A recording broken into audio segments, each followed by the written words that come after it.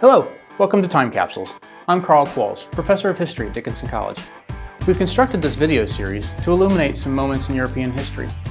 For my students, this series serves as a backdrop to our class discussions, but all viewers are welcome, and we hope that you too will enjoy unearthing the past.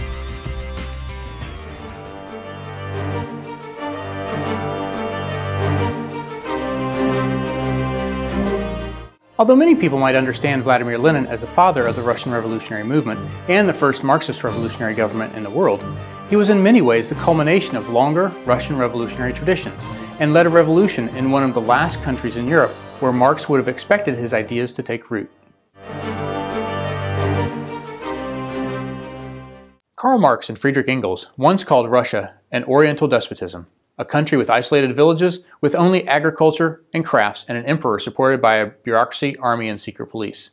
This made Russia, in their eyes, one of the most conservative countries in Europe, and one without a working class that could bring about a revolution. Nearly all revolutionaries believed that the first Marxist working class revolution would take place in Europe, where Great Britain and Germany had developed working classes. Yet, as we know, the first successful revolution claiming inspiration from Marx occurred in Russia. How did that happen? The real father of Russian Marxism was Georgy Plekhanov, but he started his revolutionary career as a populist. Russian revolutionary traditions can be traced to the failed Decembrist revolt in 1825, the first attempt to overthrow the Russian monarchy based on enlightened ideals. The great reforms of the 1860s and 1870s brought numerous changes to Russia, but the Narodniki, or populists, thought much more could be done for Russia and its newly emancipated serfs. Many populists operated on three assumptions. All Russian institutions except the peasant communes were bad for society, Russia was behind the West in the race for socialism, and Russia's backwardness could help them catch up to the West because the peasants were still living in a communal fashion, sharing with each other and thus in an embryonic version of socialism. Thus, Russia wouldn't need to advance through a capitalist stage to reach the equality of a socialist system.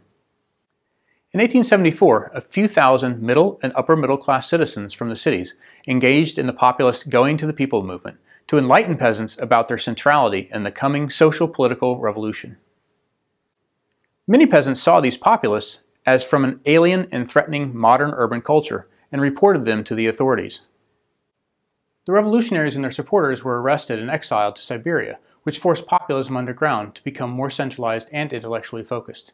It became clear that peasants and the urban educated were from different worlds, and many revolutionaries began to turn away from peasants as a foundation for their revolutionary aspirations. In 1876, a new organization was founded. 2 years later, it took the name Land and Liberty, or Zemlya y Volya. In 1879, it split into two parts: People's Will, Narodnaya Volya, which advocated violence and conspiracy and terrorism to create political and social change, and Black Partition, or Chorny Peredel, which rejected terror and advocated an immediate transfer of land to the peasants. This group was led by, among others, Georgy Plekhanov, the father of Russian Marxism. In 1881, the assassination of Tsar Alexander II by People's Will failed to lead to change. What should be done next? The strong base of anarchism in Russian movements made them neglect political and economic reforms. This division typified much of the Russian intellectual movement. Within each group, there were often people of the word who relied primarily on ideas, and people of the deed who saw the need for action to bring about change. With the failure of the populist movement, Plekhanov moved populism to Marxism. In 1883, Plekhanov, Vera Sasulich, and others founded the first Russian Marxist group, the Liberation of Labor Group in Geneva.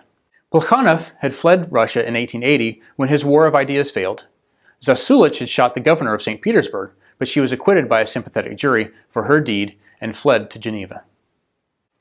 The Liberation of Labor Group commissioned Sasulich to translate Karl Marx's writing into Russian, so she is a major figure in spreading Marxism to a much wider Russian audience. The Liberation of Labor Group was the first Russian Marxist group. It believed the intelligentsia should neither isolate itself nor rely on the peasantry following the failure of the Going to the People movement. At this point, they believed that allying with the foes of autocracy would hasten the necessary development of capitalism and allow time for organizing and educating. Thus, the populist narod, or folk, became the proletariat. The proletariat should bring revolution, but the intelligentsia's role was to keep peasants focused on the ultimate gain, not the immediate benefits. In the 1890s, Yuli Martov, future leader of the Mensheviks, suggested agitating based on the workers' daily grievances rather than writing revolutionary theory. His thinking dominated the 1895 founding of the St. Petersburg Union of Struggle for the Liberation of the Working Class. Lenin opposed him, and this struggle played out over the next several years. In 1898, the Russian Social Democratic Labor Party, or RSDLP, was founded, and 2 years later, Lenin put out the first issue of the newspaper Iskra. But the 1890s saw an ongoing struggle to unite the Russian socialist movement. In 1902, Lenin published his book, What is to be Done, or Что делать, which set forth a program for a centralized, conspiratorial, professional, revolutionary elite that would lead the working class. When Martov's faction abstained from a vote, Lenin won the majority and called his faction the Bolsheviki, or the majority. In 1901, Viktor Chernov and others founded the Socialist Revolutionary, or SR Party, a recreated form of populism that was strongly socialist, pro-peasant, and included a terrorist wing. The SRs had a loose structure and were not doctrinally rigid like the Bolsheviks. The SRs allowed local autonomy and permitted terror by the combat organization, which believed that individual acts of violence could change history. This contradicted Marx's understanding of organic and inevitable transformation. The Socialist Revolutionaries' idea of land socialization, which divided land among peasants, was far more popular in villages than the Bolshevik idea of land nationalization, in which the state would manage all agricultural land. Why did Marxism take hold in Russia?